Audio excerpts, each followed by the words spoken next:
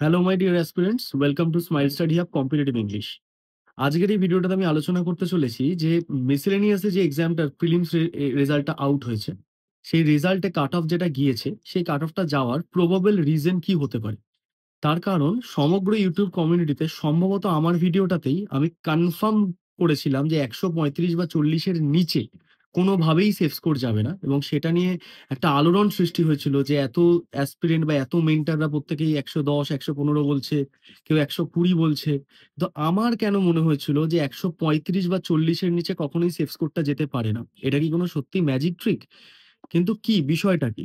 সেইটা নিয়ে আমি আজকে তোমাদের সাথে আলোচনা করব যে what is the basic reason behind this high cut off.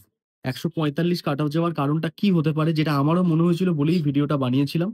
আর দ্বিতীয় হচ্ছে, আমার মতে কত ভ্যাকেন্সি এখনো অব্দি এক্সপেক্ট করা যেতে পারে যা মিসেলেনিয়াস মেন্সে বসবে। তো চলো ভিডিওটা শুরু করা যাক। তো তোমাদের ভিডিও শুরুতেই জানিয়ে রাখি, আমি সুমিত স্যার, দীর্ঘ ১৩ বছর ইংলিশ ল্যাঙ্গুয়েজ এবং লিটারেচার পড়াচ্ছি। আমার ইনস্টিটিউটে প্রচুর পরিমাণে ইংরেজির বিভিন্ন কোর্সগুলো করানো হয়ে থাকে। এই মুহূর্তে ডেসক্রিপটিভ একটা কোর্স চলছে।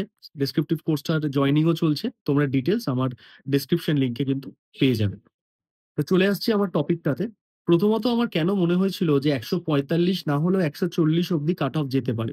যে কারণে আমার বিগত যে ভিডিওটাতে প্রচুর নেগেটিভ কমেন্ট আসার পরেও আমি সেই সমস্ত স্টুডেন্টদের বলেছিলাম যে তোমরা মিলিয়ে নিও যে কাট অফ কিরকম যেতে পারে। সেটার ব্যক্তিগত অনুযায়ী আমার যেটা মনে হয়েছিল, বিগত ৬-৭ বছরের যদি আমি পরিসংখ্যান দেখি WBCS রিলেটেড অন্যান্য এক্সামগুলোর, সেটা হচ্ছে যে WBCS ক্যান্ডিডেট ২০২০ পরে কিন্তু অনেক বেশি অ্যাডভান্সড হয়ে গেছে। অর্থাৎ তোমরা ২০১৯ সাল অব্দি যেরকম কোয়েশ্চেনের প্যাটার্ন দেখেছি এবং ২০২০ পরে যে প্যাটার্নটা দেখেছি, দুটো কিন্তু অনেকটা আলাদা একটু ভালোভাবে দেখলে। এবং স্টুডেন্টের সংখ্যা অনেক বেড়েছে এবং স্টুডেন্টের অ্যাওয়ারনেসও অনেক বেড়েছে। তো এই ছোট্ট, ছোট্ট বিষয়গুলোকে কোনোভাবেই কিন্তু বাদ দেওয়া যায় না। এবং এই ব্যাপারে কিন্তু অলরেডি একটা অ্যাডভান্স ক্যান্ডিডেট কিন্তু আসছিল বাংলাতে। তার উপরেও গোদের ওপর বিষ ফোঁড়া। কোন ব্যাপারটা হলো? সেটা হচ্ছে WBCS ২০২৪ এর এক্সামটা না হওয়া। WBCS ২০২৪ এ যখন এক্সামটা স্থগিত হয়ে গেল, একটা বড় সময় ধরে WBCS এর মতো একটা এক্সাম নেই। সেই সময়টাতে কিন্তু এটা খুব স্বাভাবিক ছিল যে মিসেলেনিয়াস এক্সামে সেই প্রকোপটা আমরা দেখতে পাবো। ঠিক আছে? তো সেই এক্সাক্টলি সেই প্রকোপটাই মিসেলেনিয়াসে আমরা দেখতে পেয়েছি। তো যেহেতু WBCS এর একটা huge amount of proper prepared ক্যান্ডিডেটরা মিসেলেনিয়াসে বসেছে, সেক্ষেত্রে এটা ধরাই যেতে পারে যে যারা শুধুমাত্র মিসেলেনিয়াস এর প্রিপারেশন সিজনালি করছিলে, তারা বাদ হয়ে যাবে। এটা খুব স্বাভাবিক ছিল। আমি এইটাই শুরু থেকেই বলছিলাম, কারণ আমি অন্যান্য ইনস্টিটিউটের মতো বাচ্চা টানার মতো টেকনিক করি না। আমি প্রাউডলি আমার কোর্স লঞ্চ করি যেভাবে আনএকাডেমি করে, ফিজিক্স ওয়াল্লাহ করে। আমি যেটা পড়াই সেটা আমি ১০ জনকে বোঝানোর জন্য যত ধরনের অ্যাডভার্টাইজমেন্ট করার দরকার করি, কিন্তু আমি মিথ্যেটা বলি না। আমি তোমাদেরকে শুরু থেকেই ঐজন্য ভিডিওতে বলেছিলাম যে ১৩৫-৪০ এর নিচে কাট অফ যাবে না, এবং আসেওনি। আমার এই কমেন্ট সেকশনে বহু ছাত্রছাত্রী তারপরে রিপ্লাই করেছে, "না স্যার, আপনার কথাটাই মিলেছে। এই ভিডিও আমরা সেভাবে দেখিনি।" তো এই কারণটা এক্সপ্লেইন করলাম যে আমার কেন মনে হয়েছিল। কারণ WBCS পড়াচ্ছি, ভিশন WBCS মতো একটা চ্যানেলে আমি ইংরেজি পড়িয়ে থাকি। আমার নিজের এত ব্যাচেস রয়েছে, তোমাদেরকে আমি নিষ্ঠার সাথে পড়াচ্ছি, তার প্রমাণ সোশ্যাল মিডিয়া, Facebook, YouTube এর কমেন্ট সেকশন থেকে শুরু করে পোস্ট তোমরা পেয়ে যাও। তো সেক্ষেত্রে আমার মিথ্যে বলে এখানে কোনো লাভ নেই। কারণ আমরা গুজরাটি ইনস্টিটিউট নই বা এত বড় ইনস্টিটিউট নই আমি, যে আমার ১,০০,০০০ ছেলে আমার কাছে পড়ছে বা অ্যাডমিশন করছে, ওসব তো নয়। আমরা একটা গৃহশিক্ষক ছিলাম, সেখান থেকে ইনস্টিটিউট, এবং সেখান থেকে ফাইনালি YouTube এ এসে তোমাদেরকে অনলাইনে পড়ানো। তাই এখানে এমন কিছু বলব না যেটাতে তোমাদের আশাটা অনেকটা বেড়ে গিয়ে সেটা নষ্ট হতে পারে। তাই আমার সেই সময় মনে হয়েছিল ব্যক্তিগতভাবেই যে ১৪০ এর নিচে কাট অফ বা ১৩৫ এর নিচে যাওয়ার কোনো চান্সেস দেখছি না। কেউই ১৩০ এর উপরে বলেনি। মানে আমার দেখা কোনো ফিক্সড আমার মতো ইনস্টিটিউট নেই যারা এটা হয়তো বলেছে।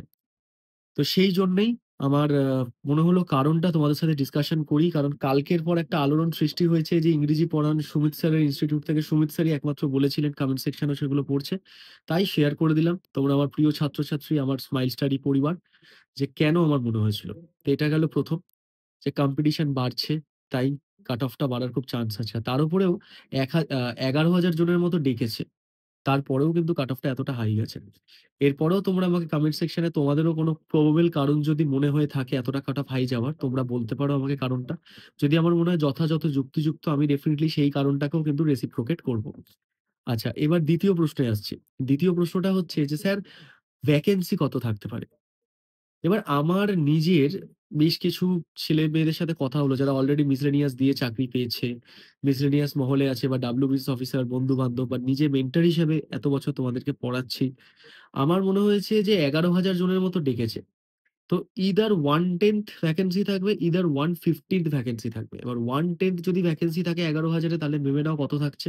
মনে হয় না 1/5 ভ্যাকেন্সি দেবে। এবার থাকলে তো তোমাদের জন্য খুবই ভাগ্য ভালো।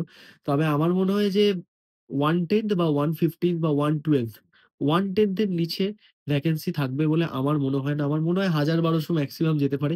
এবার যদি ভ্যাকেন্সি বাড়ে ভোটের আগে তাহলে তো সেটার জন্য আমিও খুশি হব, তুমিও খুশি হবে। তো আপাতত 1/10 ভ্যাকেন্সি ধরে চলাই ভালো। ঠিক আছে? তো এই ছিল মিসেলেনিয়াস এর ব্যাপারে আমার মতামত। এবার শেষে দুটো কথা তোমাদের সাথে আলোচনা করি। সেটা হচ্ছে 7th জুলাইয়ের যে ডেসক্রিপটিভ রাইটিং ব্যাচ ফর 2024 যেটা লঞ্চ হয়েছিল, সেটা কিন্তু সগৌরবে চলছে। 5th আগস্টের ব্যাচে কিন্তু হিউজ অ্যাডমিশন চলছে। তো তোমরা যারা ডেসক্রিপটিভ রাইটিংটাকে নিয়ে ভয় পাচ্ছ, মাথায় রেখো ডেসক্রিপটিভ রাইটিং এ কিন্তু আমাদের প্রতিষ্ঠানটা শ্রেষ্ঠতম প্রতিষ্ঠান। কারণ এখানে মাসিক নয়, উইকলি খাতা চেক করে দেওয়া হয় এবং তোমরা কিন্তু অ্যাডমিশন নেওয়ার পরে হারিয়ে যাই না। তোমরা আমার সঙ্গে যোগাযোগ করতে পারো। তো সেক্ষেত্রে ডেসক্রিপটিভ রাইটিং এর ডিটেইলস তো এখানে দিয়েই দিলাম। এছাড়া তোমরা আমার সঙ্গে WhatsApp এ যোগাযোগ করে অ্যাডমিশন করে নিতে পারো। যত তাড়াতাড়ি করবে তোমাদেরই ভালো। কারণ 5th অগাস্টের আগে কিন্তু ব্যাচ ক্লোজ হয়ে যাবে। তো এই ছিল আজকের ভিডিও। কেমন লাগলো জানিও। আর মিসেলেনিয়াস মেইনস ক্র্যাক করা একজন টপারকে নিয়ে ভিডিও করার প্ল্যান করছি। যদি তোমাদের ইন্টারেস্টেড থাকে যে মিসেলেনিয়াস মেইনস এর একটা ডিটেইল স্ট্র্যাটেজি কেমন হতে পারে তোমরা আমাকে কমেন্ট সেকশনে জানিও। Thanks for watching this video. Let's crack with fine.